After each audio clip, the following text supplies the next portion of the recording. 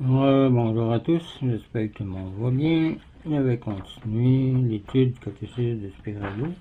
On était rendu à étudier le 7e commandement de Dieu qui disait et qui défend, Dieu nous défend de nuire à la propriété du prochain. Donc, on avait commencé le point 1, le droit de propriété. On va continuer aujourd'hui sur la même chose. Même sujet. Donc, commençons avec un signe de croix. Au nom du Père, du Fils et du Saint-Esprit. Amen.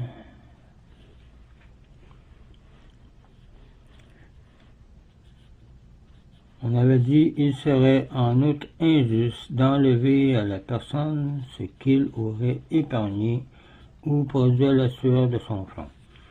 Dieu veut du reste que l'homme et la femme puissent posséder une propriété, puisqu'il a précisément donné le 7e commandement de Dieu pour la protéger.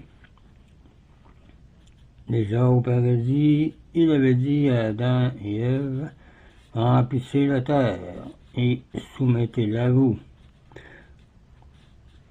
Voir Genèse 1, verset 28, ainsi de suite. Aussi trouvons-nous la propriété chez Caïn et Abel. Chacun possédait des biens différents et en disposait à son gré pour le sacrifice qu'il voulait faire. Toutes les traditions de l'Antiquité la plus reculée mentionnent le droit de propriété, des lois pour sa protection, une procédure pour les cas de contestation. L'homme ou la femme ayant un droit naturel à sa conservation, il faut qu'il ait aussi le droit d'acquérir et de posséder en propre les biens extérieurs nécessaires à son existence et pour développer ses talents de la bonne façon. Ici, ce droit était limité à chaque instant. En particulier, il tomberait dans l'extrême misère en cas de maladie ou d'accident. La loi naturelle le pousse à prendre ces mesures pour ces cas-là. Les personnes sont de plus obligées de pourvoir à la subsistance de leur famille. Or, cela serait absolument impossible si le droit d'acquérir et de disposer n'était que transitoire. Le soin du salut éternel lui-même serait impossible et difficile si la personne était astreinte à chaque moment de s'occuper de son existence terrestre. Après la chute d'Adam et Ève, le droit de propriété est devenu plus nécessaire, encore à cause des passions humaines qui détruiraient complètement la concorde du genre humain. Quand maintenant déjà on voit des frères se disputer pour le partage du patrimoine, des voisins pour l'usage d'un puits, que serait-ce si tous les biens étaient en commun? Il y avait à chaque instant à procéder à des partages, disait Monseigneur Ketteler. Donc il y aurait continuellement des partages. Sans propriété, point de ressort pour le travail. La propriété est donc de droit naturel aussi bien que le mariage et l'autorité. On ne peut toutefois pas dire que Dieu a voulu la division de la propriété telle qu'elle existe à une époque donnée, par exemple à la nôtre. Dieu ne veut pas vouloir qu'une partie de l'humanité vive dans une scandaleuse opulence et que la plus grande partie de ses enfants souffre d'une extrême misère. Cette excessive inégalité des personnes ne peut provenir que d'un principe mauvais, du péché, qui divise. Deuxièmement, la manière juste d'acquérir la propriété sont le travail, l'achat, la donation et l'héritage. Aucune personne n'a par la loi naturelle un droit des biens déterminés. Il faut qu'il l'acquiert d'abord lui-même. La première manière d'acquérir est le travail. Dieu a disposé les choses de telle façon que la terre ne produise les biens nécessaires à l'existence que si on la travaille, surtout après le péché originel.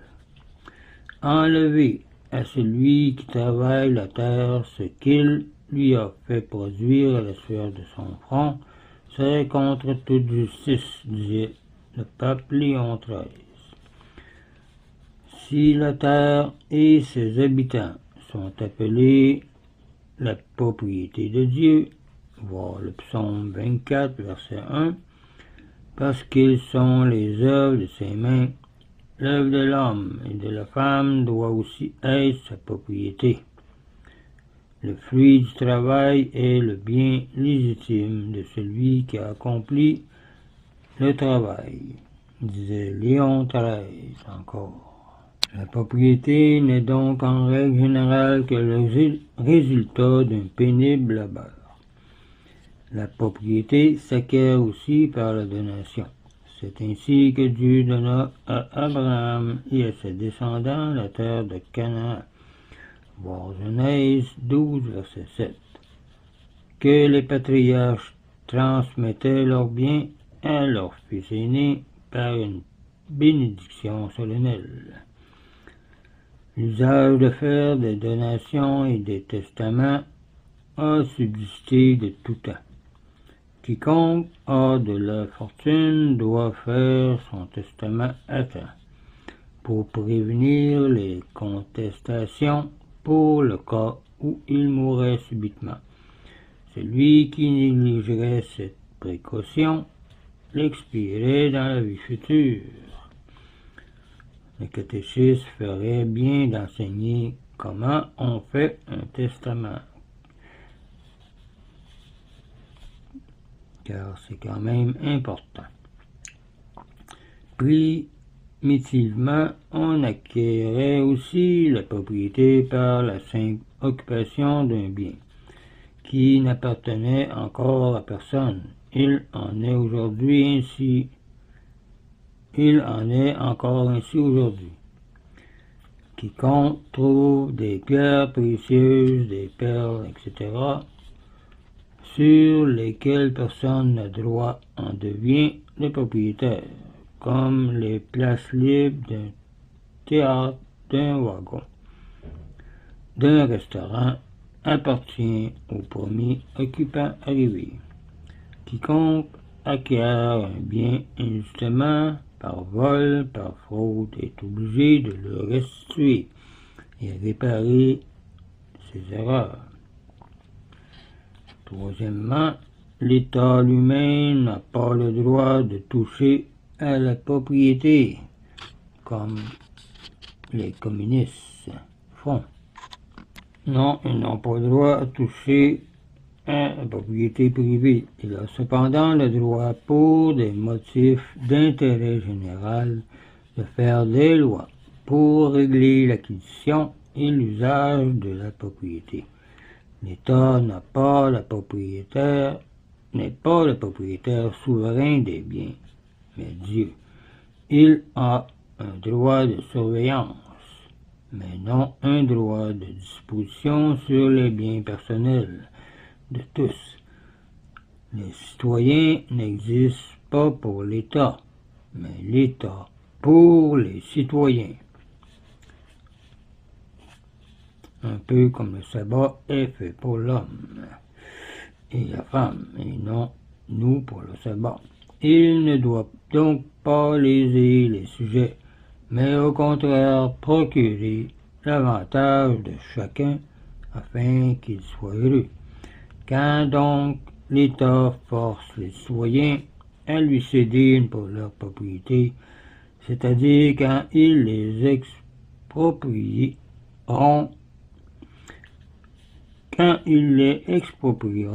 l'intérêt public, il est obligé de les indemniser.